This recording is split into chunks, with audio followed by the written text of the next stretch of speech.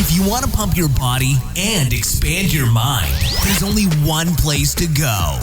Mind Pump. Mind Pump with your hosts, Sal DiStefano, Adam Schaefer, and Justin Andrews. This guy needs no introduction. No, Max Lugavere. This is our boy. One of our favorite people. I remember when we first met him, we all immediately fell in love with the guy. Great dude, super smart guy. His book exploded. Genius Foods blew up. We had him on the show way back when he first launched it, and it reached, I think, at one point, 4th on the Amazon list. And it's a book we constantly refer people to. Great information on how to eat right for a healthy brain and, of course, a healthy body. Since then, he started a podcast, The Genius Life, and this guy's interviewed some very smart, intelligent, inspirational people. And he does a good job doing it. Max is just, again, he's one of our absolute favorite people. So every time we have him on the show, we have a good time.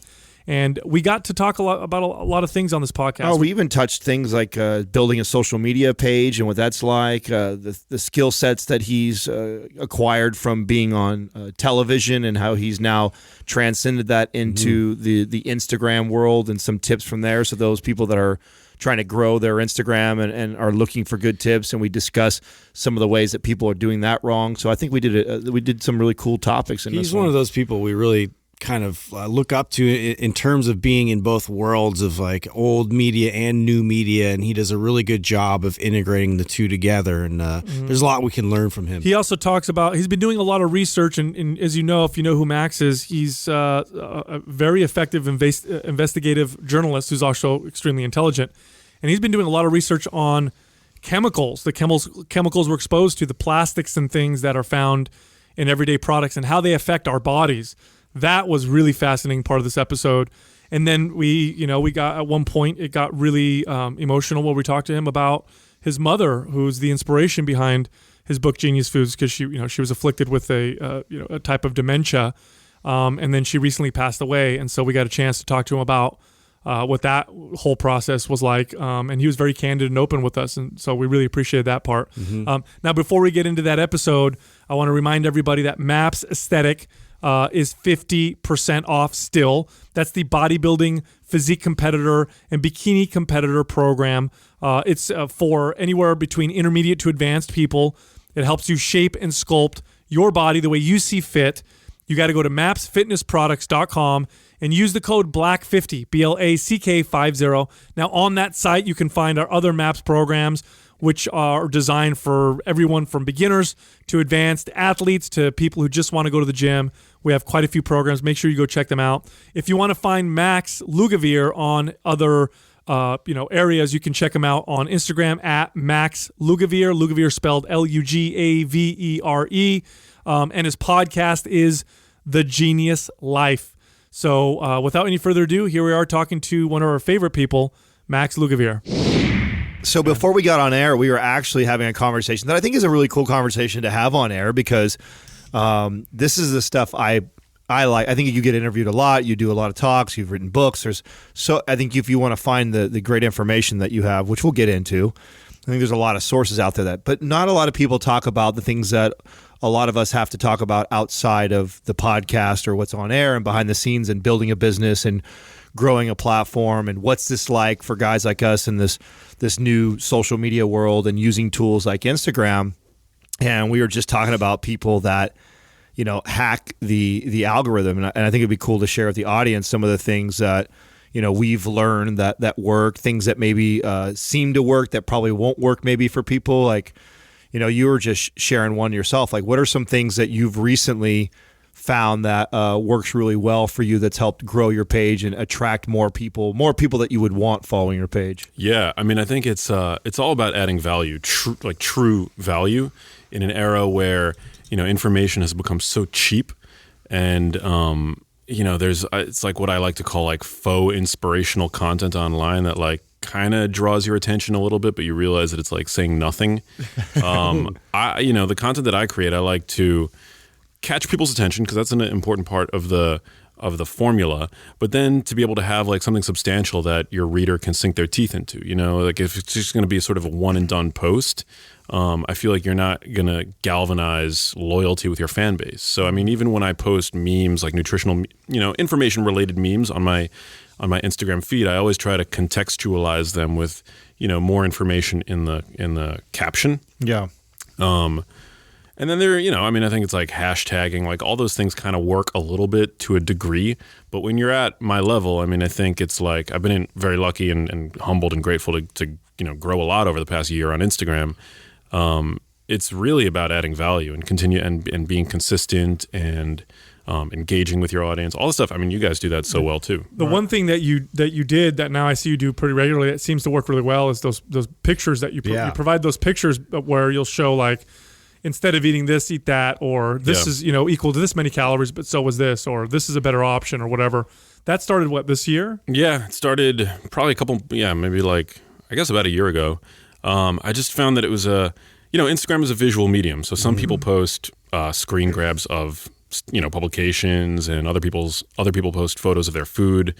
I consider myself a creative and an artist, and so for me it was an interesting challenge how to, you know, really utilize and exploit this medium in a way that grabs people's attention and also informs. And for me, having kind of, you know, getting a sense of what people really need, you know, having worked in television and whatever, I just kind of felt like it was the simplest way to break down these concepts and provide really actionable information for people, like, you know, eat this, not that, or, you know, use less of these, use more of these, things like, you know, these fats are good for you, these fats are bad for you.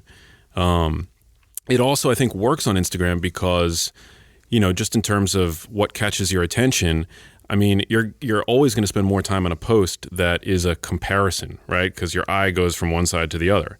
So that's different than, I think, like a food picture, which you might just kind of like look at and then scroll past. And so, yeah, it's all about, I think, catching people's attention and creating something that forces them to linger on the post for a little bit longer. Since we first met you, not that long ago, you've really blown up, and now you've become one of the authorities in the wellness sphere. I mean, when we first met you, you were kind of coming up. Your book had either just come out or you were just about to release it. Now it's everywhere. And now that you're in that position, have you found yourself as a target from other people who may disagree, or are you finding more controversy now? Because now you're up there now, right? Yeah. Now you're somebody that someone can, I'm gonna go target this guy because it'll get more eyes on me or whatever. Yeah, I don't find myself to be that controversial. And actually, like, and I'm so glad you asked, because I feel like this is a good sort of like round table conversation to have here. But you know, I don't consider myself, and I don't think anybody would paint me as like a zealot on either like the low carb, high fat side, or the paleo or the keto side, or, you know, the calories in, calories out side. But I do find like the calories in, calories out, you know, if it fits your macros kind of fitness movement to be really like bothersome, you know, and that's an area where I try to like, I don't really have, like, I'm not a, you know, I try not to be combative or confrontational online. And again, like, I don't, you know, as we were talking about before we started rolling, I don't really pay attention to like what other influencers are doing. I think it's really important to kind of, you know, keep blinders on to some degree and focus on my own stuff so that I can cultivate my own ideas and theories and research and, you know, ways of expressing things. But I do occasionally see on social media this idea that, you know, if you control for calories, all foods are basically equal. And that's something that that I think is like really bad advice, and it's perpetuated over and over and over again in the fitness community. And like, and I think that there's like this like embattled thing where it's like you either have to accept that like calories are all that matter, or you've become like a zealot and insulin is all that matters, right? And like you're like, and I'm like, no, I mean, both matter. Like the quality of your food matters, and like the, you know, energy balance matters. Like, why can't we accept that both matter? Right. Yeah. You know, we're on the same page with that 100%. What gets me irritated about that movement is that they from a personal trainer standpoint, okay? Because again, I've worked with a lot of clients. What makes me annoyed about that movement is that they completely negate the psychological component that is, you cannot separate from food. It's a huge component. Yeah, if it was as easy as calories and macros, we would just have processed packets of food and we would just eat that and everybody would control their weight and all that, And yes, it's true. Calories is the most important thing when it comes to just body weight. But when we're talking about long-term behavioral changes, food quality makes a big fucking difference, and how you feel about the food and the context and the emotions around the food, all that plays a major role. Otherwise, because we've known about calories for 40, 50 years, we would have solved our problems by now if it wasn't, we also know that the self-discipline that the average person has, and when you start playing with foods that are processed like that or were designed and engineered to hack that.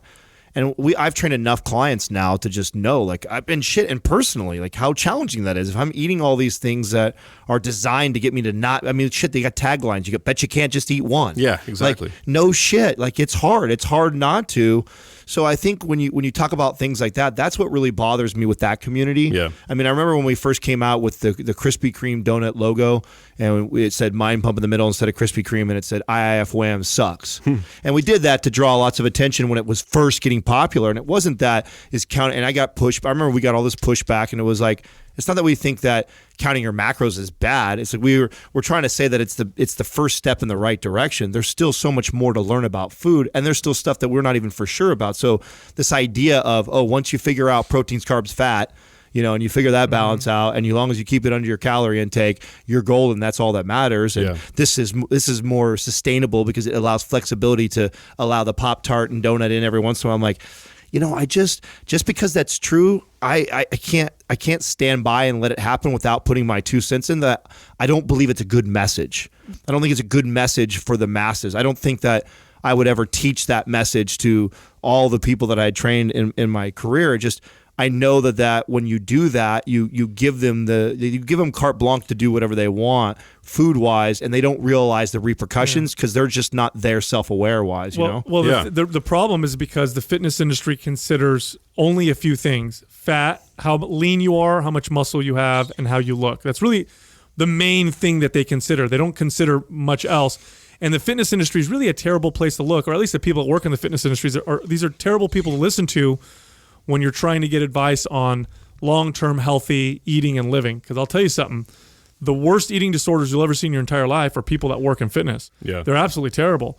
And so these are not necessarily people you want to listen to for long-term success. These are people that, restrict, super strict, will get shredded, count macros and calories, and then they'll binge like crazy in the off season. On and off all the time. Yeah. What do you think about the whole food is not good or bad? It's not. There is no bad food. Yeah, I think that there are such things as healthy and unhealthy foods. It's like, I don't. The thing is, it's another great example of like black or white thinking. Like either we can't paint foods in moral colors, right? So we can't, for whatever reason, say that a food is unhealthy or unhealthy. But I'm not painting a food, and I'm not imposing guilt onto you for choosing unhealthy foods. I'm just letting you know because I think it's important to cultivate a fucking compass for, an internal compass of what is healthy food and what isn't, especially in a world where billions of dollars are being thrown at confusing you so that you don't know what's healthy and what's unhealthy, right? It's like it's been the mantra of the dietetics world for the past couple of decades. Up until 2015, the American Dietetics Association was actually sponsored by Coca-Cola, right? And so, not biased at all. Not biased at all. No conflict of interest. So that's why, like a registered, dietitian who's in bed with, and nothing against registered dietitians, but if they take money from like these junk food companies, that's why you'll never hear them talk about. They'll never use the term junk food, because all foods can be healthy within a balanced diet. A balanced diet where you're eating less and moving more. Right. But I refuse to do junk food companies' bidding for them, right? I'm like not going to say that because, there are plenty of toxic foods in the environment. Packaged processed foods are loaded with, refined flours and grains, which we know are not good for you, refined oils, industrial oils.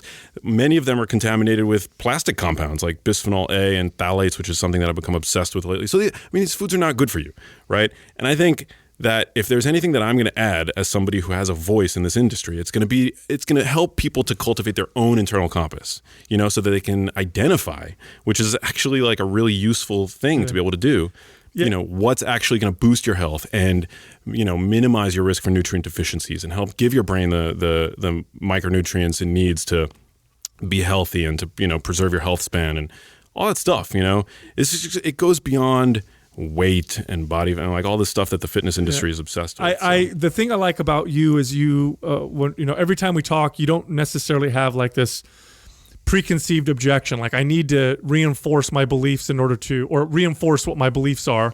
But a lot of other people do. Like they're like if somebody's like super keto or super macro, zealot or whatever, they try to find research that backs it up. But you always are just trying to read the research. And so when I read your book and I look at I read what you talk about, you're just saying, look, here's what it says. Here's what the research says. I don't have a horse in this game. This is just what it's saying. And you were talking about some chemicals and plastics that were on oils by example. Can you talk about that for a second? Because you perked my interest right there. So I've become obsessed with endocrine-disrupting chemicals that are omnipresent in the environment. So let's talk about that. What is an endocrine-disrupting chemical? Well, your endocrine system is the network of hormones that basically govern everything from your behavior to your, predilection for fat gain, fat loss, to development, to libido, to fertility, like everything. Hormones are your body's sort of like master controllers. They're like these long-range chemicals that are secreted by a gland, and they affect organs throughout the body. And they're critical. You could think about insulin, which is involved in your, fat storage and carbohydrate burning. You can think about ghrelin, which is involved in hunger. You can think about leptin, which is speaks to your hypothalamus, and it's sort of the metabolic master regulator. So hormones are like really important. Chemicals in the environment that are xenobiotic, meaning they're not naturally found in biological entities, can actually interface with our endocrine system in a way that's not good. And many of these compounds, the most studied of them are plasticizers. So there's BPA, which is bisphenol A, and phthalates, which are used to basically create everything from the interior linings of cans to single-use plastics. And what they found is that these chemicals can actually, like in many cases, with these two compounds in particular, they can mimic the hormone estrogen in the body. And, so that's not good right there. And the reason why their backstory, and this is something that like over the past 6 months I've become kind of obsessed with because, well, we can get into why, but essentially BPA, which is now omnipresent and is present in like 98% of people. It's found in, again, plastics. Breast milk, they found it. Breast milk, yeah. Yeah. It was developed in the 30s. It was actually created in Germany in the 1900s, but in the 30s, they realized that it had very strong estrogenic abilities in the body. And they were looking for a chemical that could pose as sort of a synthetic estrogen because they would be able to use it to treat quote unquote female problems. So hold on a second. Yeah. You got to stop right there. It was invented initially to be an estrogen replacement. Yeah. That was the purpose of it, to be. Holy shit. So when people deny the estrogenic potential disrupting properties of that chemical, they don't even know the history. That's what it was invented for. Yeah, exactly. Oh, that's insane. I did not know that. Yeah, it's undeniable. Then these researchers found a much stronger compound, but a chemically similar but much stronger compound called DES. I think the DES stands for diethyl stilbestrol. And DES was a much stronger xenoestrogen than BPA. And so that sort of displaced BPA from ever being used as a pharmaceutical. Meanwhile, DES was injected into millions of women, and it was also used in food production because it could basically increase the output of meat if, when injected into female cows. Makes them fatter or whatever. Yeah. Mm-hmm. Yeah. So DES, this chemically related compound to BPA, was injected into millions of women. And only later was it found that girls who were exposed to DES while in their mother's womb, they had a dramatically increased risk of developing these rare vaginal and uterine cancers. And DES was ultimately outlawed. So DES is like this whole thing. You can Google it. It was like it's kind of like thalidomide, like one of these things that is foisted on, the public, only later to be revealed as being highly damaging. We could look to like partially hydrogenated oils as another example. Lead-based paints, arsenic, building insulation. So like there's like all these examples in history of these chemicals being foisted on the public and it going wrong. BPA, meanwhile, had this like incredible ability to create hard plastics. And this was at a time also when plastic was like this new thing, right? And so it allowed manufacturers to basically dream up any kind of possibility and create plastics. And suddenly American homes were filled with, any means of like BPA, infused plastic product.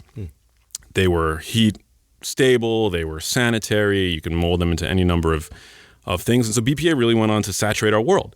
The problem is that BPA in plastic is not inert. It's able to leach into our food supply, it's able to leach into water, and certain conditions catalyze that leaching. So, acid, heat, things like that. And that's one of the reasons why all of us now have BPA in us, essentially. And there's this whole debate.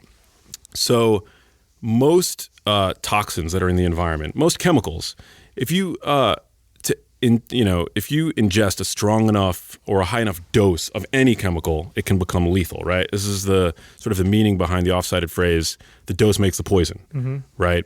So like you drink enough water too fast and it'll kill you, Sure. right?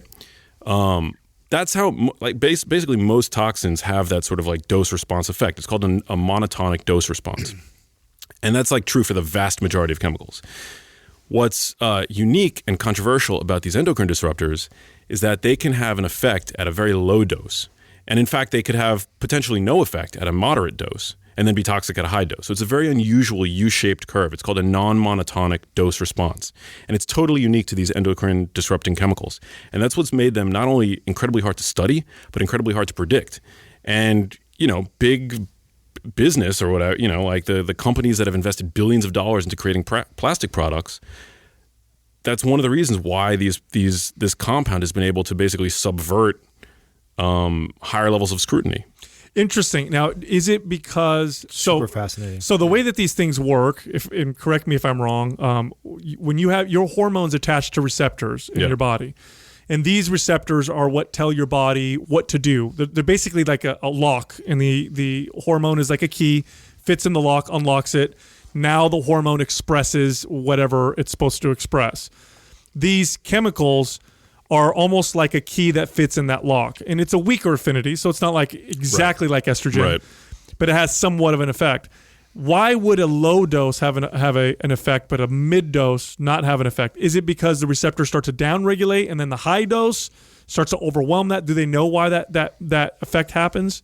I don't think they know why, but you have to consider the fact that hormones, there's this organization that I became interested in, and I've interviewed the head of it. It's called the Endocrine-disrupting Exchange. And basically, if levels of a given hormone in your body can fill up 20 Olympic-sized swimming pools, the addition or removal of a teaspoon of water can create an effect in the body. So basically, just tiny doses. And also, it depends at what stage in life you are. Sure. So this is like the big thing is like, maybe as an adult, you're going to be less vulnerable to the consequences of exposure to these chemicals, right? But what about in utero? These same chemicals have been identified in placenta blood. And I don't know, they can create genital abnormalities. This is very interesting and probably, highly controversial. It's a theory. I know where you're going to go with this. Are you talking about the exposure to these chemicals in smaller penises study? No. Oh, that was enough. We actually talked about that. We know what you're reading. Yeah. Apparently, Why did this happen? Yeah. That's interesting. Sorry, I'll share that with you. Yeah, no, I want to hear. Okay. I want to hear. No, somebody. So, I have not like vetted this or whatever. Some person emailed me after hearing a podcast that I did on my show about endocrine disruption, and they thought that it was a very interesting potential mechanism by which, we're seeing a lot of like gender dysmorphia today, right? And I, have friends that are trans. I have absolutely zero like against it or anything like that. So I just want to preface that with saying like I'm cool with it. But a question that I think arises is why would this occur in the brain? And perhaps maybe, and again, like I did not research this at all, and I don't know if there's any evidence, but somebody emailed me this idea, and I thought it was kind of interesting that because of the just like omnipresence of these endocrine disrupting chemicals in our environment now that obviously get into breast milk, that get into the into the fetus, like maybe a tiny alteration of these hormones. We're talking about like estrogen and testosterone and things like this at the right time, is able to. Well, that's what determines if you turn into a boy or a girl in utero. It's a change in testosterone. I use this example, this analogy for a different example, but I think it works here too. If you took two parallel lines and you moved one just 1 degree to the left, the further down you followed them, the greater the change would become. And I think what's happened with a lot of these chemicals is they might have a tiny effect on us, but over time and maybe over generations, especially when we're talking about things like epigenetics or maybe even just the other effects it has on things like the microbiome and how that affects us, I think you start to see changes in generational changes, but even changes in adults that you might not notice when they're kids, but as you become older, now you develop certain disorders and diseases and maybe changes in how your body moves and how you think. Is this found in all plastics? I mean, this BPA, basically like every plastic that we have? Yeah, pretty much. I mean, manufacturers have started to remove BPA because of consumer concern, but they're replacing it with other types of bisphenols. So they're now replacing it with BPS and BPF. And essentially what it is, it's just, these manufacturers have consumers become sort of aware of these chemicals from, people like us, right? Like spreading the word about them. And then they pacify the public by removing them. Right, but say no BPA. Right, no BPA. But you don't know if they're made with these very similar other compounds. And sometimes these compounds could be just as dangerous. There's less research on them, too. You're going down these rabbit holes, and are you going to start feeling like conspiracy theorists? Like, oh, man, all these...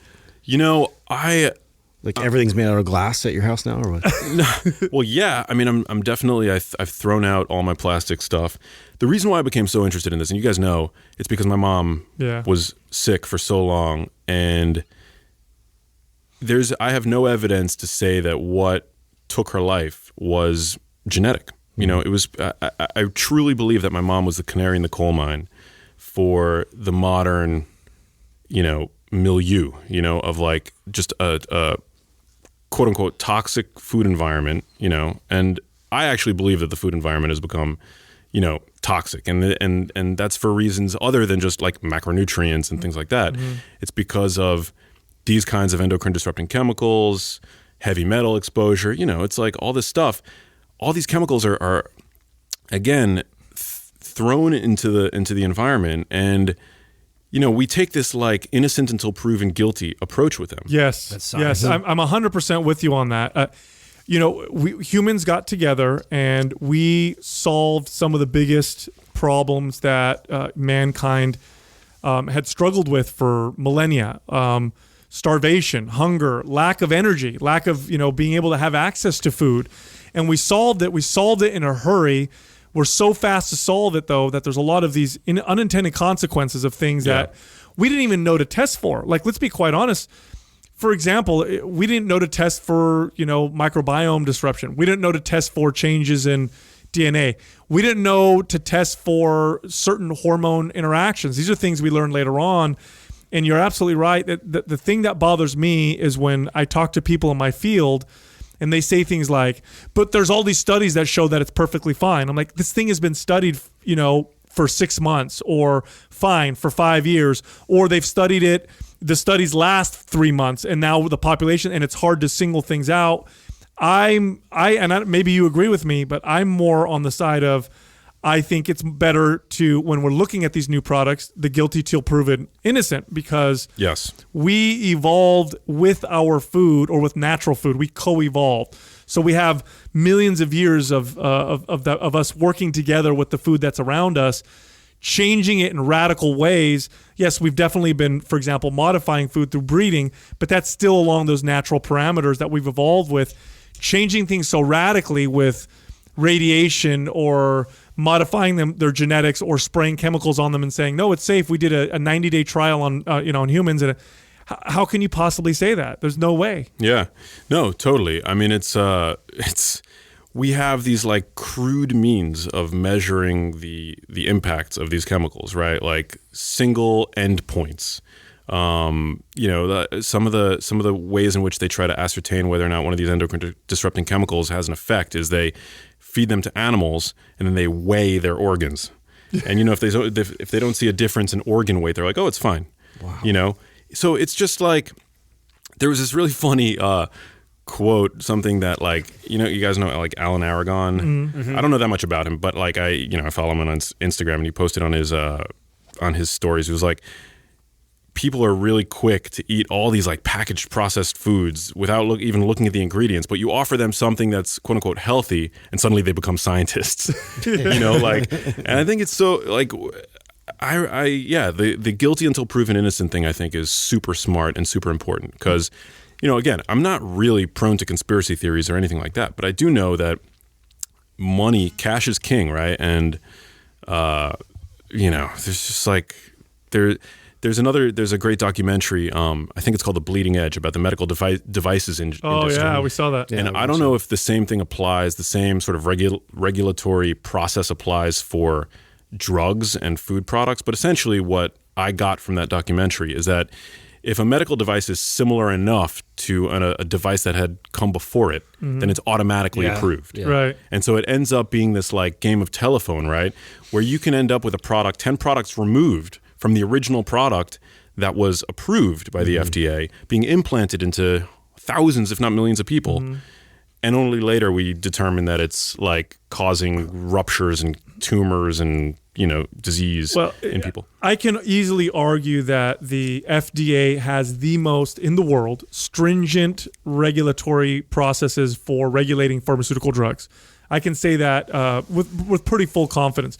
The cost of getting a drug from conception to market is insane. Sometimes costing companies, you know, hundreds and hundreds of millions of dollars and 10 years worth of research and testing just to get it approved. Okay, so we're talking about insane amounts of regulation and money. Now, at the same time, drugs get recalled from the market every single day. These same drugs that passed all these regulations, all these tests that were said to be perfectly safe for treating whatever, and then we find out, it causes breast cancer or it causes dementia or whatever, and we have to pull them from the market. So that's about as stringent as that gets. Now, when we're testing foods, it doesn't even come close to that level of regulation. When we're testing a new sweetener or we're testing a new additive or preservative, doesn't even come close. And it's, I don't think it, yes, I definitely think there's some nefarious forces behind some of these things. I definitely think, like, if you study the way that GMOs got the green light to be not just legalized, but then also to not have to be labeled, if you study that, you say, okay, there's definitely some people conspiring or working together to make lots of money. And there's definitely cases of that. But even at the best case scenario, my argument is this, even best case scenario, you have to err on the side of caution because we evolved for millions of years with the food around us for a long fucking time. Generations. Now, perhaps a million years from now, humans will have evolved to have BPA be a part of their bodies and it's not going to affect them anymore. But these are things that have been introduced now. We don't know really what the long-term effects. We just know what we test, and we can't test for everything. And the tests never show you 100% of what might be going on. And so when I push people to eat whole natural foods, I come from that angle. And the other angle is this. Adam brought this up earlier. These foods that have these additives, these products that have all these additives, the main reason why they have them is not to make them healthier. The main reasons are twofold. One, to increase its shelf life or make it less expensive to produce. And two, to make you want to eat more of it. That's actually where most of it goes. And so even if you're somebody who's like, I don't care about all that stuff, that's all conspiracy theory, I just want to be lean, I just don't want to be fat or whatever, you're fighting with a lot of money being spent on keeping you eating this food. Good luck trying to monitor or manage your calorie intake when you're eating an engineered piece of food that's designed to literally make you eat more. Absolutely. So with all that, right, we've got all these things that are hyper palatable. We've got all this shit that money's being pumped into this, right? And we're fighting this uphill battle time. Do you have like a hierarchy for yourself personally, or that you advise people that live in this world where you drink out of a water bottle that's plastic, you put clothes on that's probably got shit in it, you grow organic food that's still got GMO, it's still got shit in the soil. So do you how do you advise? Because I get this question a lot, and sometimes I don't know how to answer it to somebody. Yeah, people freak out because I know how it's very natural for me. I don't freak out about it. I try and be aware. I'm just aware of everything I do, but Do you have like a hierarchy that you live by as far as the things that are like non-negotiable? Like, fuck no, I would never do that because of these things, or like you said, you got rid of your plastic, or that how you advise people? Yeah, I mean, I definitely try to minimize my plastic consumption, but I don't drive myself crazy. I mean, I'm drinking out of a coffee cup right now that's probably lined with some kind of, waterproof plastic lining in it. It's not pure paper, obviously. When I'm on the road and I'm thirsty and I need water, I'll buy a plastic bottle. So, to some degree, these chemicals that we're talking about, they're just completely unavoidable. And so the best thing that I think most people can do is just kind of like minimize their exposure in the household. Like throw out the Tupperware, get plastic. That's a new product. Yeah. It's a new, yeah.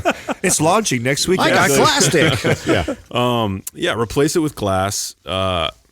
The nonstick pans, coated with Teflon, those are not good for us. I mean, these are like, we've known for generations that Teflon's not good for us. I mean, it's another compound that's found in the environment. And so making these switches, these simple swaps, I think once people have the knowledge, you can make those swaps and then forget about it. It's like a set it and forget it method. Right. I agree with that. Yeah. Eating home more frequently. I mean, we all know that you're going to end up eating healthier, automatically by eating home. And that's also, eating out is a major route of entry for these compounds to enter your system as well, because the way that restaurants store food, especially fast food, they're always in plastic and they're being left out in the hot kitchen environment. So eating home, it's not really rocket science, but I just think like arming people with knowledge, it's like a paradigm shift. It creates a singularity for people. Well, I believe it's just the awareness thing. I think once you have the awareness of it, and so if there's a situation where you only have a plastic water bottle for you to drink out of, you're not going to die of thirst. You're going to drink the water. Yeah. But if there's also an option there where you can use it without it, you're going to make that you're just going to make that choice. You're just conscious of it. That's how I feel. Yeah. I try and tell people is like, I'm not going to freak myself, because I think the stress you would cause yourself by getting all freaked out about everything that's around us, you could go insane, right? I think it's just being aware of that and trying to make the best choice when you have options. And So in terms of hierarchy too, and do you have like a set list of like certain foods you really try to incorporate? Like those are like the ones that I'm always trying to get in my diet. Good question. I mean, I think for me, it's not so much about exclusion as it is inclusion. I try to eat foods that are nutrient dense. Every day I'm a big fan of eating a salad every day, as a way of checking off a number of your boxes. Like the requirement for dietary fiber, I think is pretty important. Micronutrients, 90% of Americans are deficient in at least one essential nutrient at this point. So, and also our food has changed. So our food has become actually less nutritious over time. Mm-hmm. So it's all the more reason why I'm eschewing grains, and especially grain products. But, grains are energy dense, they're nutrient poor. In the limited real estate on my plate and in my stomach, I'm always trying to, preferentially include foods that I know are going to give me the most bang for my buck nutritionally. So wild salmon, grass-fed beef, eggs, dark leafy greens, cruciferous vegetables. Cruciferous vegetables are actually, one of the reasons why I think cruciferous vegetables are so important to include is that they help us detox from these plastic compounds. Oh, really? They increase our body's production of endogenous antioxidants like glutathione, things like that actually help us. They're like our liver's detox enzymes. So they help our bodies purge from, some of these compounds. There's a compound in broccoli, I think, called indole-3-carbinol, which I believe is anti-cancer and good for, especially for women, that helps convert their estrogen to a less aggressive form of estrogen. So women who are estrogen dominant, I know that I've seen some wellness experts recommend lots of cruciferous vegetables for that purpose. Is that the same as DIM? Yes. Yeah. Yeah. Actually, I think indole-3-carbinol is one step before DIM or something like that. I know they're related. Yeah. I've done like a little bit of reading on that. But yeah, cruciferous vegetables are great. Using a sauna, it's another great way of getting some of these compounds out. But yeah, food, extra virgin olive oil.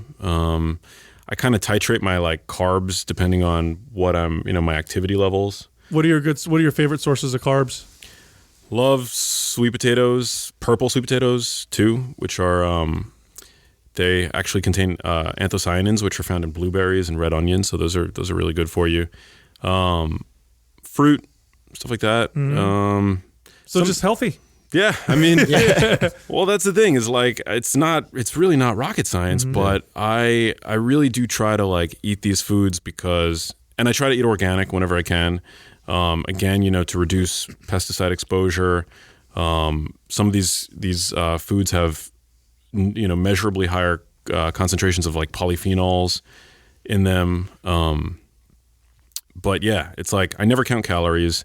I'm not that body obsessed, I just think that by reaching for high quality foods, you can really kind of like, offload that anxiety that we have about like energy intake, I mean, that's going back to the calories in, calories out thing. Like how does like focusing on calories lead to any less obsessive of a relationship around food 100% than, painting foods as either good or bad? Like, I don't understand. Like, the obsession with calories, I mean, if anything, that's something that like you need like a spreadsheet and a pencil and paper and a scale to do. Like, what would you do if you were stranded on a fucking island? Right. you know?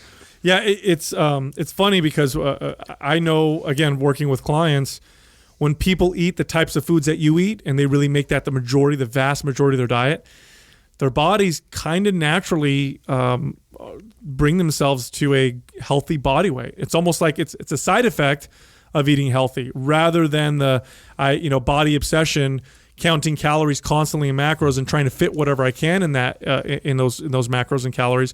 That makes it much more difficult. When people eat healthy, they just kind of, because your body look, here's the thing, like your body doesn't necessarily want to be, I think we all have this misconception that if you just put food in front of people, they'll just eat it. But overeating, our bodies have these safeguards against overeating, just like they have safeguards to keep us eating and not starve. Palate fatigue is one of those things. And you don't hit palate fatigue with processed foods quite as quickly. You just eat more of them. Whereas when you're eating these natural foods, it's hard to overeat. It's much more difficult. In fact, I used to do that with clients. When I'd start working with clients, and these are people who they want just basic guidelines. And it's okay, well, let's start with this. Let's try avoiding heavily processed foods. And the people that would do that, you would see the scale start to drop. They would just start to naturally lose weight without them having to try to pay attention so much to just the calories. You brought up grains. Grains are the way they are today because grains were bred to be very high in energy. That's what they were bred for. We solved the energy problem with that. Yeah. But as a consequence of that, now we have energy dense and nutrient, not dense foods, which now have resulted in some of the problems that we've run into, and obesity just being one of the side effects of them.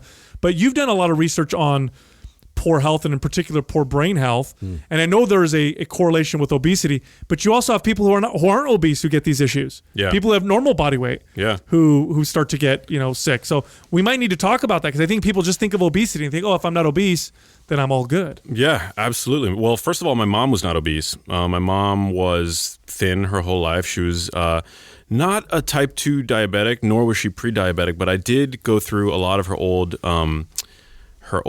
medical records, and her A1C was like pretty high for somebody of her age, and it was something that I didn't get to talk to her about. It's something that I think the statements were from like 2010, which was way earlier than my involvement in her health. But yeah, I mean, this is something that like we're none of us are immune to. We're all ultimately vulnerable to, and that's why like the conversation about like food exclusively as it pertains to our weight is something that it's just like myopic in my opinion. So yeah, there was this great research estimate published in the Journal of Alzheimer's Disease that estimated that 40% of Alzheimer's cases were owed to chronically elevated insulin. Insulin is a growth factor. It's secreted mostly in response to carbohydrate consumption, and it seems to interfere with the brain's custodial duties. Essentially, it interferes with insulin-degrading enzyme, which is also involved in the breakdown of amyloid beta, which is the protein that aggregates, clumps, and forms the plaques associated with Alzheimer's disease. Whether or not there's a good debate on what causes insulin resistance, whether it's chronic carbohydrate consumption or just, an excess of energy intake. I think that eating too many carbs chronically throughout the day, it causes receptors to become tolerant. And this is something that's conserved, with hormones. It's conserved in neurons with neurotransmitters. So, insulin resistance in the body is pretty tightly correlated to glucose metabolism in the brain. The more insulin resistant you are in the body, the less efficient your brain seems to be at producing energy using glucose. So there's this really strong connection between the brain and the body. And ultimately, while your weight may be determined and the fat that you carry may be determined by energy balance, I think nurturing and encouraging a fat-burning metabolism, whether or not you're losing weight or gaining weight, that's moot. I think being able to burn fat is good because the brain likes to use fat for fuel. I think this conversation that it doesn't matter whether you're burning fat or carbs, energy balance is, the only thing that really matters. I think that ignores the whole line of research on ketones and how ketones affect the brain.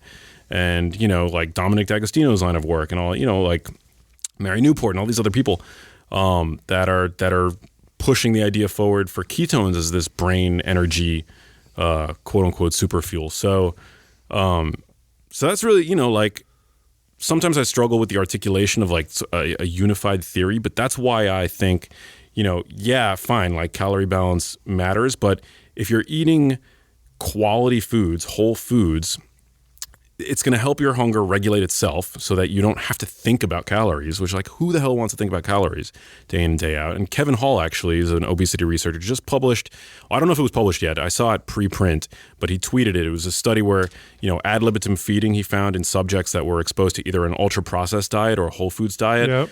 Just eating cutting out the ultra processed foods and sticking only to whole foods, your hunger naturally regulates itself. So I think right there, it's just it's like autopilot. It's putting your brain in Tesla self-driving mode, right? Which I think is kind of important and useful in a world where, there's just who wants one additional thing to have to worry about? When you first started writing your book, you started in one place and now you're reading and researching about, can you go through that whole process of where it's kind of started and now where it's leading you? Because now I hear you talking about chemicals quite a bit, where when we first met, it was more about, fats and carbohydrates and qualities of the types of, foods that you have. Now I hear you talking about some other things. What did that path look like? Where are you at now? Well, for me, it's, it all began because my mom, so for listeners that don't know, at the age of 58, my mom started to develop the earliest symptoms of dementia. And she was ultimately diagnosed with a sort of rare form of dementia. And that lasted for about 6 or 7 years. What people don't know, so I've never actually talked about this, but she died. 3 months prior to her passing, she was diagnosed with pancreatic cancer. So, that was like a curveball if there ever was one. Wow. And it was, the most traumatic thing I love my mom more than anything. Me and her were so incredibly close. And to see what she went through, and in both cases with the dementia, with the cancer, how limited the options were for her in terms of medicine. It's created this lifelong mission for me to try to understand what it was. Again, it was purely environmental, I think. There's no evidence that we have that it was genetic. She had a genetic risk factor for Alzheimer's disease, but she didn't have any genetic, there was no cancer in my family tree.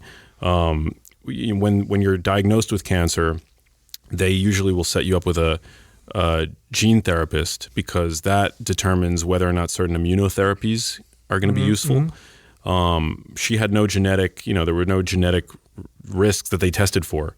In my opinion, having the Alzheimer's, the rare form, and then having the pancreatic cancer almost confirms that there's environmental, because there's two things now, that are happening. So I began really interested in Alzheimer's disease only because it was the most common form of dementia, and Parkinson's by extension, although Parkinson's is less frequent.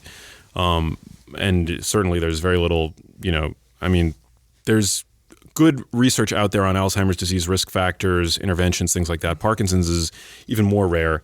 And there's a lot less known on, potential dietary interactions. But yeah, so I mean, I began, I think, looking into food and macros and dietary patterns and risk factors, both modifiable and unmodifiable.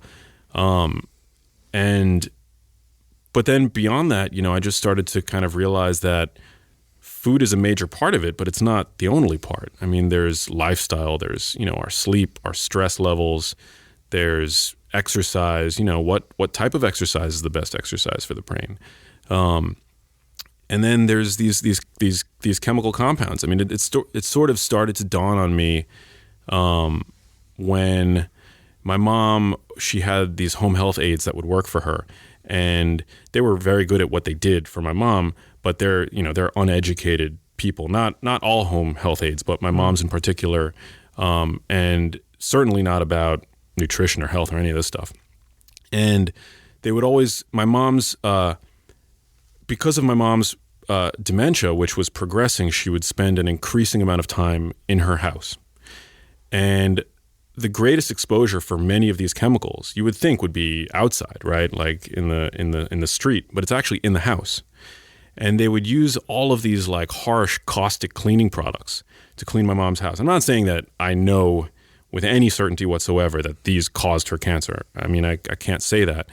But between those, the cleaning chemicals that we all frequently use, to the dust created by our furniture and our electronics, which are filled with, phthalates and BPA and flame retardants and all these chemicals.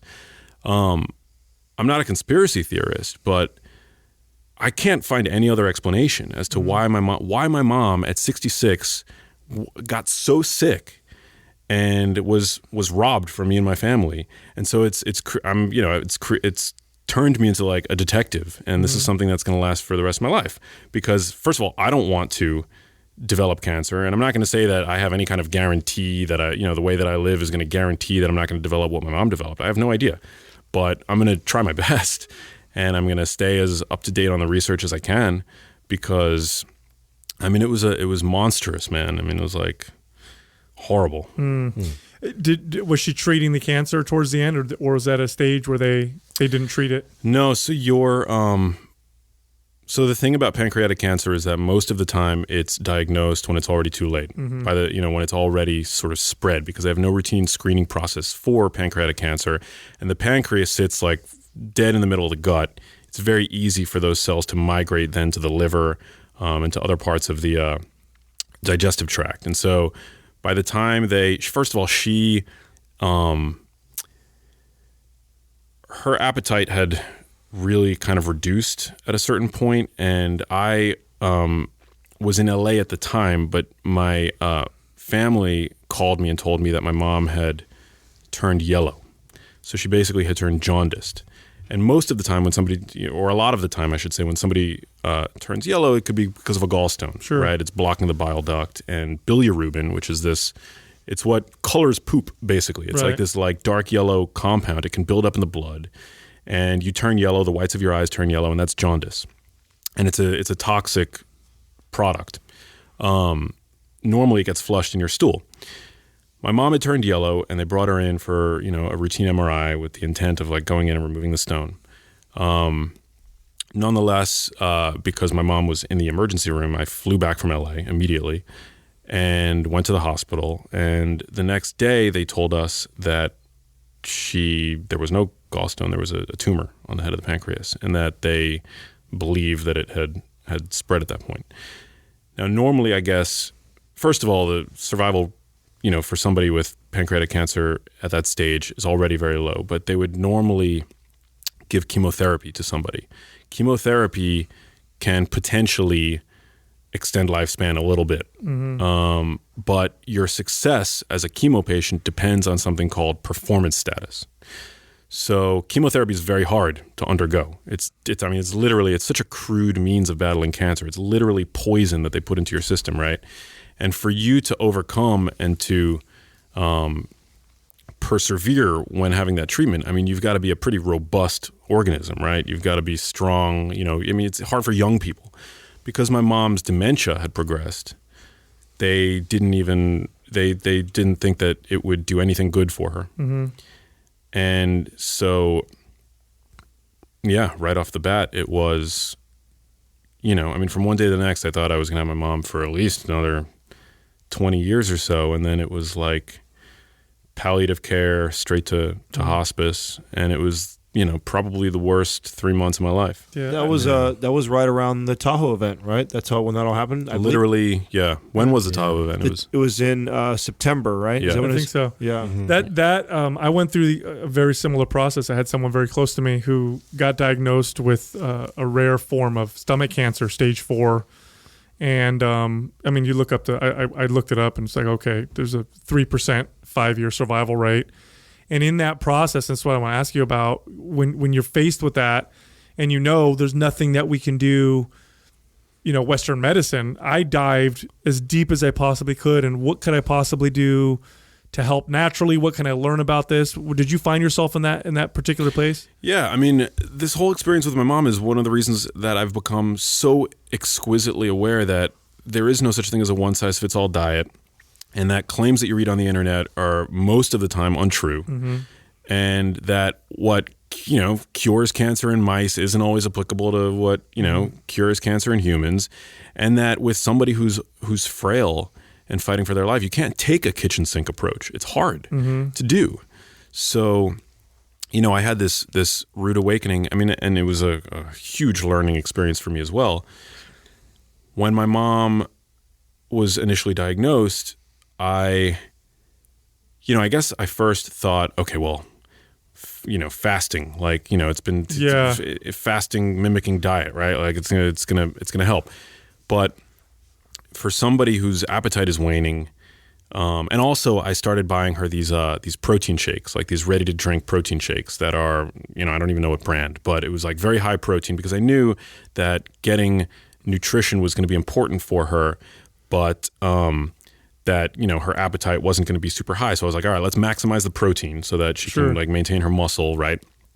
And that was, I think, a good instinct, but she didn't really love the protein shakes that I had bought her, and what they had prescribed in the hospital was Ensure. Ugh. And now here's the thing.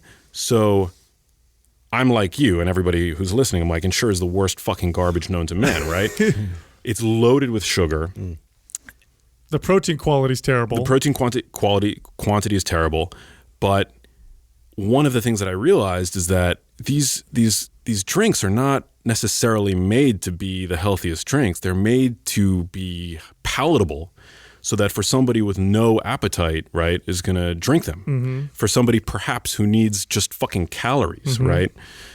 And so I had this kind of fight with my mom's significant other, where I was like, no, we got to give her these protein shakes. These are much better. And he was like, your mom needs calories, Max. She's dying of cancer. She needs fucking calories. Sorry to curse so much. We're mind blown. Don't worry. Yeah. And so I was like, well, you're right, and so I was like, that's a battle that I didn't want to fight, didn't care to win. Started giving her the Ensure because she stopped eating. And in cancer, there's something called cachexia, like muscle wasting is like real, and you don't want to eat anything. So just struggling to put calories into a person who's dying of cancer and has no appetite. That's a mission in and of itself. I started buying her, like the desserts that she would love, and things like that. And that's really what it became about at the end of the day. I was not pushing keto or fasting. No way. Mm-hmm. I was like, enjoy what you can eat now. Yeah. I was I was so in that space, same exact space. It's strange too, looking back. You wonder about the wisdom of your own body. Like, it's almost like when we lose our appetite to not eat, I wonder if it's our body saying, let's not eat right now, and let's see if that'll help us. Or you ever think about that? Like, I know when I can't remember what study I read on fasting. I think it had to do with viruses, or bacteria. One or the other does better without food, and one does better with food. I remember that, yeah. And I wonder if sometimes people don't want to eat because their body's telling them not to, or it's one of those mind games you start to play with yourself. Stuff. I wanted to ask you, Max, with all the research you've been doing, have you, and especially with brain food and where you're going right now, Have you done any reading on like autism and food? Have you connected anything with that? Have you read anything that's interesting that interests you right now? Yeah, I mean, I don't claim to know where autism comes from, but there is a relationship between the symptoms of autism and oxidative stress in the brain. And so they've done a handful of clinical trials. I mean, maybe, fewer than a handful, but where they found a compound called sulforaphane, which is present in cruciferous vegetables, was able to reduce symptoms. There's also a study that I came across recently where Tylenol, acetaminophen, taken by pregnant women increased the risk of symptoms of autism in their children. So yeah, I think inflammation, oxidative stress, these are all going to exacerbate problems, whether we're talking about like knee pain or depression or symptoms of autism potentially. And so I'm definitely not an expert, but what I do talk about in my book, Genius Foods, is that the same diet that's going to help give your brain the tools that it needs to fight against oxidative stress and inflammation may help, alleviate with Right. Makes sense. Yeah. On that same subject, have you been reading at all about vaccines? Have you done any research on, because that's like a big topic right now. It's kind of divisive at the moment. Have you done any reading into the compounds that are found in those? I posted once about vaccines and I got like a whole horde of anti-vaxxers. I did see that study that came out recently. The mumps, measles, rubella vaccines were not associated with increased risk for autism. I mean, I'll tell you that I was vaccinated and I would probably vaccinate my kids. The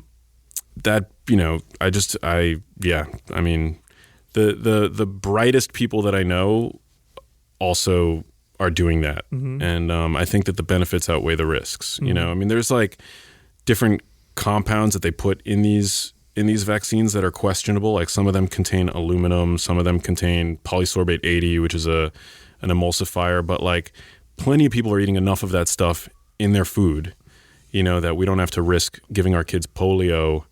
And, so that's kind of my like 30,000 foot opinion. Sure. Sorry to get you on that third rail though. You skated that nicely. Yeah, that was good. I thought that was good. That was good. What are the worst offenders of food? What are the biggest offenders in terms of things that we eat that are just the worst things for our brains? I think refined flours, processed grains, grain and seed oils, with like a caveat that I think dose matters. Like if you're getting a little bit of like sunflower oil in your fish, or your gel cap or whatever with your supplement, I don't think it's a big deal, but our food supply has become a wash in canola oil, safflower oil, grapeseed oil. I think those are pretty bad. Even Whole Foods uses that. I always thought that was fascinating. Oh, and I was just there, and everything's made with canola oil. They've done research. They found that adipose tissue concentrations of linoleic acid, which is the predominant fatty acid in these oils, has gone up like 153% over the past century. So we're basically becoming what we eat, and we're becoming this type of fat that basically supplies the raw materials to our body's inflammation pathways. And so we look at all these conditions like type 2 diabetes, obesity, and they're heavily tethered to, bodily inflammation, Alzheimer's disease, brain inflammation. I think that it's definitely related. What's the most common feedback you're getting from people who are, because you're selling tons of your books now. I see people posting about them all the time. What kind of feedback are you getting from people? Dude, it's been so amazing. People report sleeping better than they had slept in years, weight loss, a shift towards a better body composition, improved, lipid numbers when they go and get their annual physical. And I think most importantly, like reduced brain fog, better mood. That was really the goal for me in writing Genius Foods, was to give people a sort of care manual to their brain. But people have been having all these other, incredible, I guess, side responses to it, which is not surprising. The diet that's gonna be most optimal for your brain, it's not different than the one that's going to help cardiovascular function or all your body, make your skin glow. Yeah, exactly. Exactly. So yeah, it's been really humbling, really amazing. And I'm just so grateful that it has resonated with people because, one of the things that I think there's a few things that I think makes my book unique, not to promote it or anything, but like I wrote it, so I didn't like pawn it off onto a ghostwriter. I wrote it with my friend who's a medical doctor. His name is Paul Graywall. Shout out to Paul. He's a brilliant guy in New York City, obesity medicine expert, and it's got humor. It's easy to read. It's funny, and I wasn't selling anything. Like I don't, most people don't write books to make a lot of money. Like most books don't make any money, and I certainly didn't have like a workout plan or an e-course or anything like that to promote in my book. I literally wrote it with the sole intent of helping get this information out to people in a way that was going to like resonate with them and change behavior. And so, yeah, I think that's people have picked up on that. Where did you get the biggest response for? Because you've been all over the place. You've been on TV. Yeah. I've seen you on network TV. I know you've done podcasts and stuff like that. Oh yeah, have you done things where like you come home and they're like, yeah? like where do you get the biggest like boost? Because it's such a different landscape nowadays with new media and old media. Yeah. I mean, definitely Mind Pump. You guys. You just saying that to be cool, or you be nice with us, or many of your fans have connected with me. Yeah, and they love you guys. They're like the first thing when they send me a DM is always like, "I found you through Mind Pump. Love them. Now I love you." It's been awesome. Yeah. TV still moves a lot of books. So like the Dr. Oz show, the Rachel Ray show, that they've all been really, really great, really helpful. What else?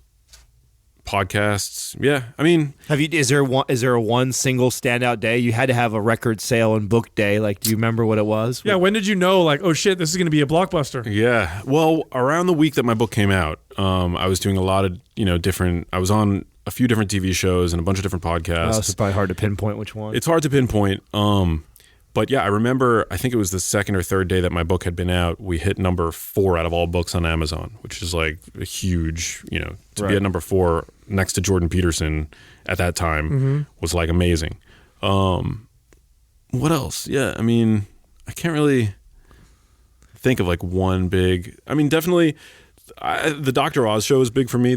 I've been on the Dr. Oz show a million times. I hope that doesn't mean that I've lost credibility with some of your listeners. I love Dr. Oz. I love, having worked with, many of their producers. Every segment I've ever done with their show, they've been nothing but totally respectful. And like, I'm super proud of everything that we've ever talked about. But yeah, so because I've been on it so frequently and, they really built this like really great segment around my book. What do you have to say to people that say things about Dr. Oz? He does get hammered quite a bit by social media and people saying he's a quack and it's bad information.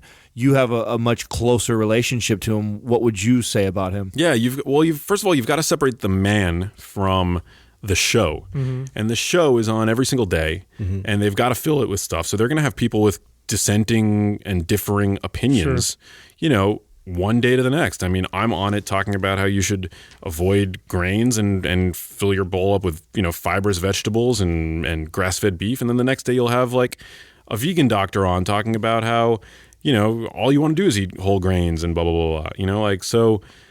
And I think it's good that Dr. Oz entertains all sides of, every side of that spectrum. I think and I haven't seen them promote supplements personally, so I can't speak to like how they handle that.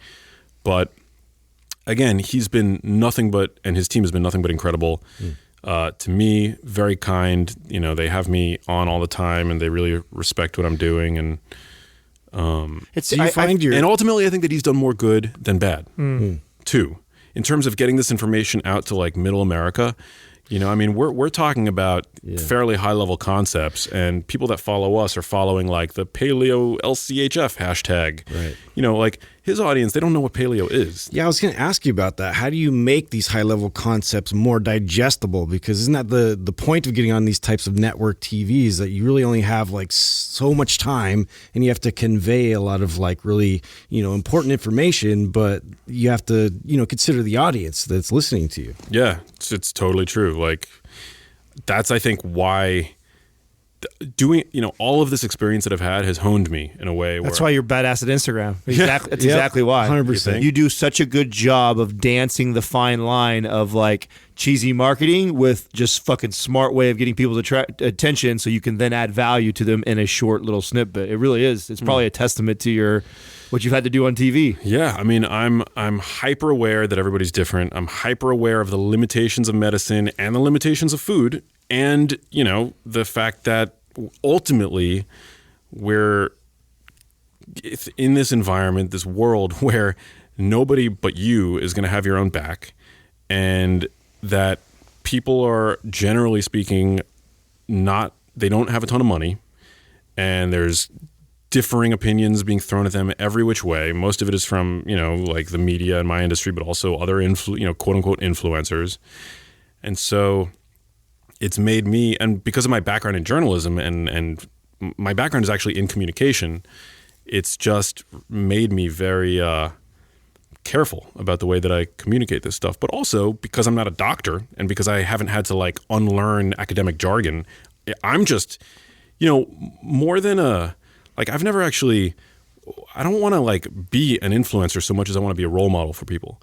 That's my goal, to like help people, to empower people to know that they really can become experts in their own health, the same way that I've attempted to do with my health.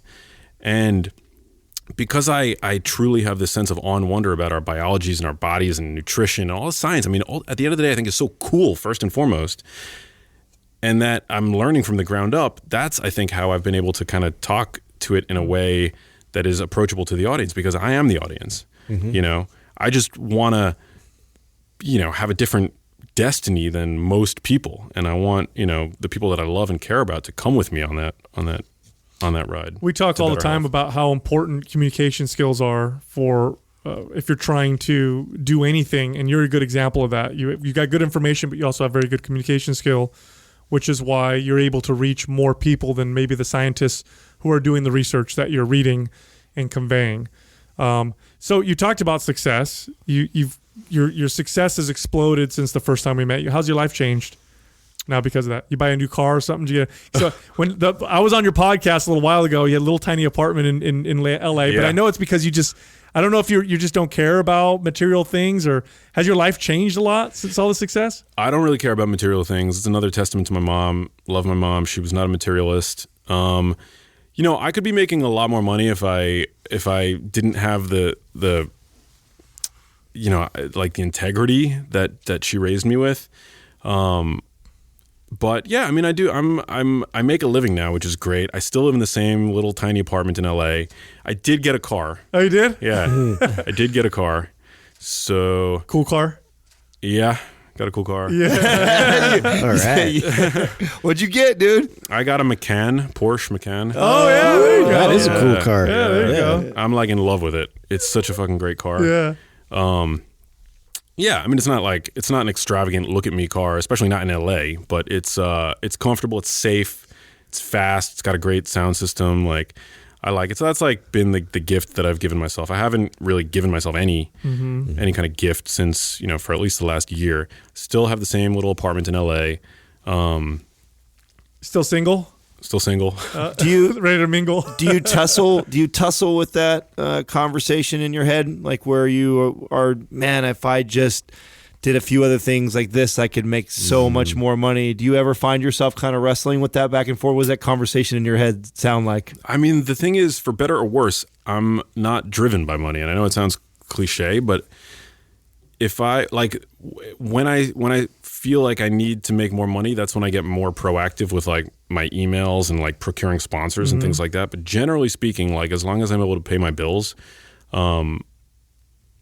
my priority is really just continuing to put out good content. And again, like I don't care about having nice things. Like I'll probably never post a photo of my car on my Instagram. Like flossing.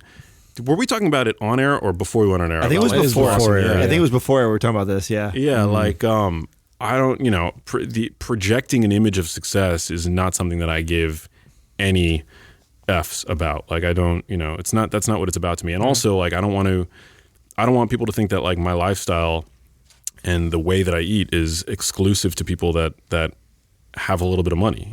It's really not. And so I can definitely back you up on what you're saying about yourself. I know, and I'm not going to mention who it is, but I know of one sponsor who was trying to get your attention. You and I talked about it, and they were offering you a lot of money, and you wouldn't because the product just didn't follow your integrity. Yeah. And you were getting offered. I know this company. It's a big company. I don't want to mention them because if I do, everybody will know what I'm talking about. And I'm pretty sure they were offering you a pretty nice penny.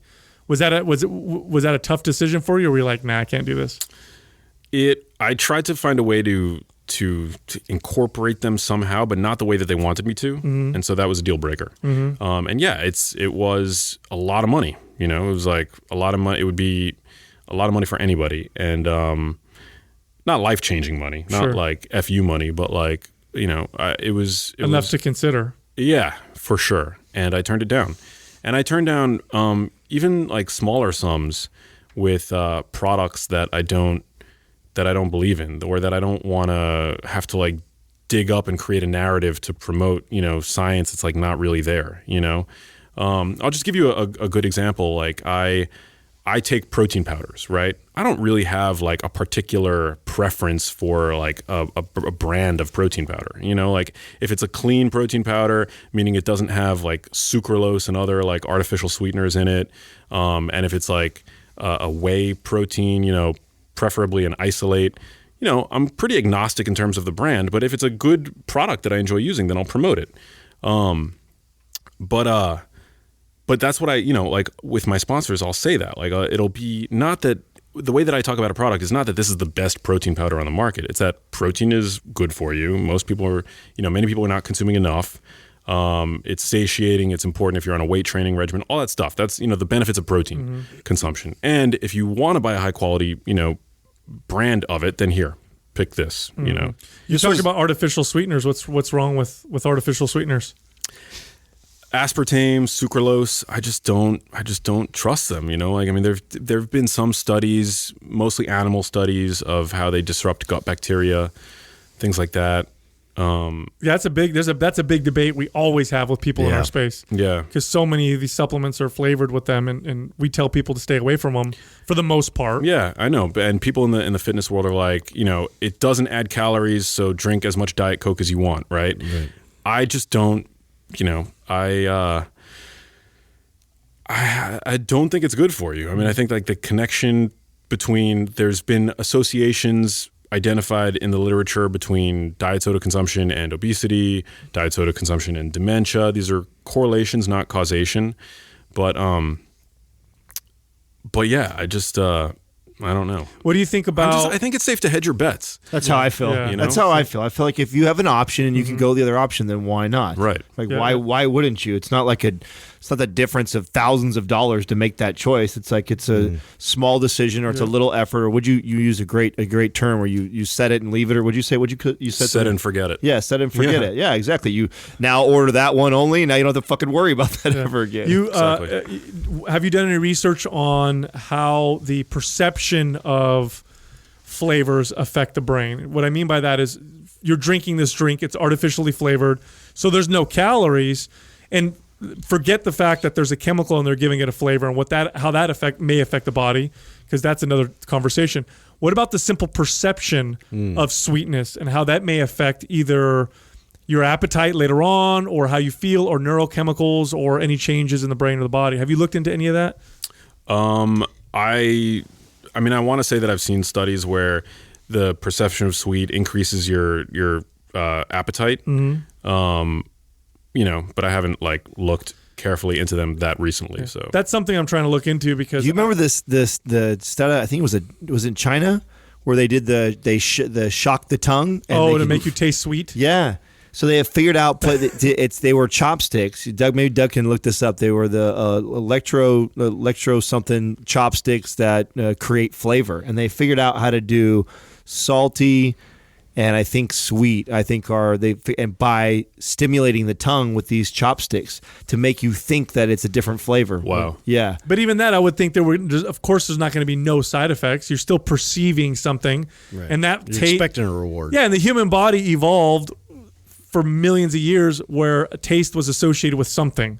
So it's not like the taste was never by itself. It was always, if you tasted sweet, that meant you had sugar or Yeah. something else. If you had salty, that meant there was salt. If you had bitter, that meant maybe poison or whatever. So, Yeah. so I don't think there could be no side effects from that. But Yeah. anyway. I mean, it's yeah, I don't want to say anything that's like untrue, like from a research perspective. So just from a purely intuitive perspective, like I don't want to drink that stuff because I just don't trust anything put out by Big Soda, enough to want to, regularly incorporate it into my diet. There are plenty of other drinks that I love just as much. And there's now like Coca-Colas and root beers that are made with stevia, which I trust a lot more than sucralose and aspartame. Yeah, what does the research say on stevia? I know that there was one study years ago that showed that it may affect fertility in animals, and then there were studies that disprove that. What's your thought process around stevia? I mean, I think a little bit is okay. Okay. But, So better than aspartame and sucralose in your mind? Yes. Because it's a ground up root, so it's just a little bit more close to nature, something that like, it's like a South American root, right? That like they've determined tasted sweet and has no calories. Right. And so, yeah, monk fruit is something. Erythritol I'll sometimes use, which is like that sugar alcohol that incidentally is also good for, teeth health. Oral health? Yeah, oral health. It's sort of like, it's a more potent version of xylitol. They put xylitol into toothpastes sometimes. So yeah, like I'll use that stuff for my sweet tooth fix. But like again, those are not, because they're sweet, if you use them to bake things like low sugar cookies or whatever, which I will do sometimes, like the same fireworks light up in the brain that make you prone to overeating those foods. Right. So they don't get a free pass just because they have no calories. Right. Exactly. So I want to ask you something kind of personal. You were talking about your mom and what a big impact she had in your life and her recent passing, and obviously we offer our sincerest condolences with that.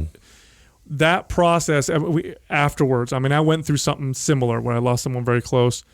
How did you help yourself cope with that? Were the practices that you did to help yourself kind of get through that and be able to maintain your business and maintain things? I mean, I cried a lot and it was pretty difficult. I've got two younger brothers, and we were all there for each other. Thankfully, that was, it was great having them. Yeah, I mean, I read, a few books. There's this, I think it was called On Death and Dying. I forget the author, but she created the 5 stages of grief, and she wrote this book on death and dying. That was a very helpful book for me. I forget her exact name. Elizabeth Kubler-Ross. And, what she talks about is that you undergo the 5 stages. The term stages is kind of a misnomer because you don't go through them one after the other, like in consecutive fashion. They can occur all at the same time and in random order and at various parts of the day. And so I'm still going through, them. Like I regularly experience denial. Like I just can't fucking believe that my mom is gone, and it feels like a nightmare sometimes. And it feels weird to say that it's gotten better over the past couple of months because it's this weird, one of the other stages I think is guilt. Like I have this weird relationship with grief where, yes, I want to turn over a new leaf and begin a new chapter, but when I think about the fact that like maybe it's been a few hours since I've thought about my mom, I kind of feel a little bit guilty about that, But on the other hand, my life has gone back to some semblance of normal. I hang out with my friends. I have a good time. I laugh. I'm going back to creating on Instagram. I went back to posting on Instagram maybe a week after or 2 weeks after, because it brings me joy to do that, and to, I was back in the sauna, I think the 3rd day after, because it was something that I needed to do. So it's a very strange process. And, I would say most of the time it still does not feel real to me. Like also it's weird because I think we have like, like HD video capabilities today that like previous generations didn't have. Like I've got like pristine, like lots and lots of videos of my mom, and I watch them, and it's like I just can't believe that entity doesn't exist anymore in that corporeal form. It's like, where'd she go? Mm-hmm. So well, there's this beautiful quote, I think it was from Ram Dass, that because my mom went early, and to see somebody so young on their deathbed, and the suffering, it was so barbaric to watch somebody succumb to cancer like that. I mean, it made me think about physician-assisted suicide and the ethical can of worms that is. But like, it was not an easy sailing off into the night for my mom. I mean, it was painful. We were with her every second, and it just made me realize how like death is something that we don't talk about. We like to sort of brush it under the rug, right? And especially as millennials, we all kind of have this like sense of immortality, but it's real, and it's I don't know. It really Did it bring you and your brothers closer together? Yeah, it did. We each have different ways of like coping with it. Like I'm the oldest, so I've always had a very close relationship with my mom, more so than them. And I'm also kind of like the artist of the family, so I'm, I think I'm probably the most sensitive. But yeah, I mean, we were all there for one another, and it was. Tell me a little bit about. I don't know much about your brothers. Tell me about them and how you guys are similar, and then how you guys are really different. Like, talk about there's three of you. Yeah.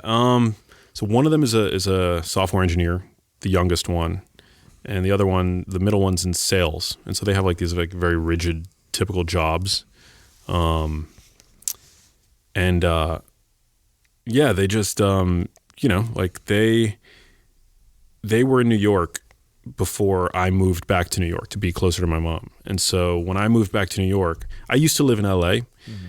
For 10 years, I had lived in LA for 10 years, and then I moved back to New York when my mom had been diagnosed with dementia to be close to my mom and my brothers. And so I moved in with my youngest brother. And so for the past 5 years in New York, I lived with my youngest brother. And it was a big sacrifice for me because most of my friends were in LA, and I was in my, I'm in my mid-30s living with my little brother in this tiny New York City apartment. But it was really all so that we could all be close to my mom. And they were close to her, but they were definitely not as close to my mom as I was. I think like anybody who's like a firstborn kind of has you are. Yeah. Mm. Yeah. It's like you kind of have a special relationship, and yeah, I just, do you guys have a lot in common, like you and your brothers? Are you guys like the same people, or are you guys totally different? Like, we're pretty different. How so? Well, yeah, I'm the creative. I took the more entrepreneurial path in my life. I love like cinema, like movies really resonate with me. I get goosebumps when watching a good movie.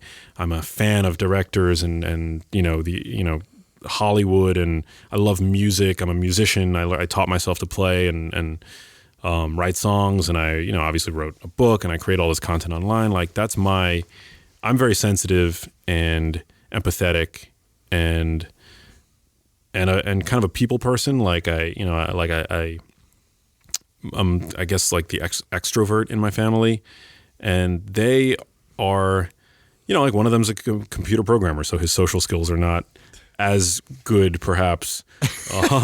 No hit against robots. Yeah. No hit against computer programmers, but when you're like sitting in a room all day, like interfacing with whatever the language is that he programs, I don't know. Versus being on television and having to speak to millions of people. Yeah. Probably develops different skills. For sure. you develop different skills. Any of them into sports? Since you're not that guy, is there any sports fanatics?